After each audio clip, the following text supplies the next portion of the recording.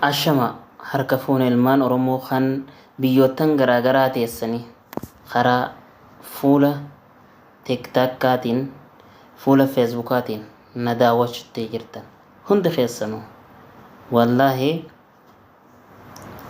if jajjalle naan injina malee wallaahi filtara maleen waraabi waan sa ajaa'ibsiisu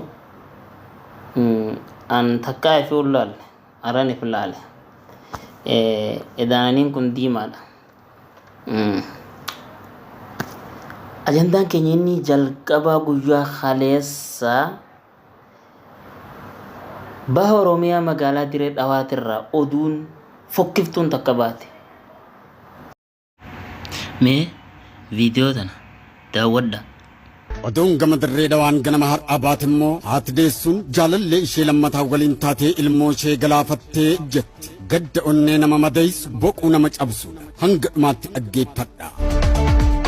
Haati daa'ima kana deesse aadde Hannaa Bayyanee yeroo jedhamtu jiraattuu magaalaa Dirree Dhawaa naannoo ganda Qoreeti. Abbaa manaa ishee duraa waliin wal hiiktee amma jaalallee biraa qabattee kan jirtu yeroo ta'u ilmoon ishee daa'imni xiqqoon kunis jaalallee isheen waliin jirtu kanaan jechuunis abbaa buddeenaa isheetiin dirqisiifamtee gudeedamuu ishee yeroo bartutti haati kun jaalallee ishee kana seeratti dhiyeessuu utuu qabdu garuu immoo miidhamuu dhala isheef utuu gadditti hin dhagahamin daa'ima ol adeemtuu ganna 11tti murteessitee sanuu taate kana akka ollaan bitaaf mirgaa hin dhageenyeef odeeffannoon kunis akka isaan gidduutti hin baane dhiibbaa irraan gahuu eegalte. Reebdee miidhaa qaamaa irra geessisurras darbee barnoota ishee kutaa shanaffaa addaan kuchisiifte. Nama tokko waliinis akka hin dubbanne taasiftee yeroo dheeraadhaaf balbala itti cuftee mana keessatti ukkaamsite. Bakka hojiillee yeroo deemtuttis utoof jalaan baasin fuutee bakkaa bakkatti sochootus kun hundumtuu odeeffannoo dhoksuudhaaf gahaa ta'ee waan itti hin mul'anne. Ilmoo ishee ji'a 9 guutuu garaatti baattee miixattee gadameessa ishee keessaa baafte. Daa'ima wallaaltuu kanarratti gocha gara jabinaa fi taateewwan suukkanneessaa hedduu irratti raawwachuun ishee ammas ishee quubsuu dinnaan jaalalleen ishee kan ilmoo ishee irratti yakka gudeeddii raawwate kun akka hin himatamne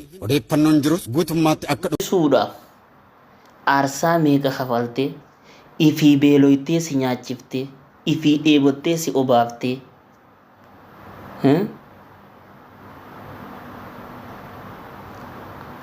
ifii daartee si uwwiftee haati waa meeqa sirratti taate.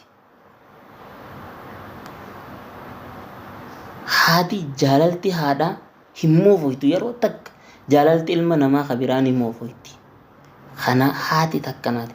Taamma akka guyyaa kaleessaa tana wallahi umrii tiyya keessatti illee hin dhageenye. Assalaamu alaikum wa rahmatullahi wa barakaatuh. An qopheessaan sagantichaa Rooba Ahmadi.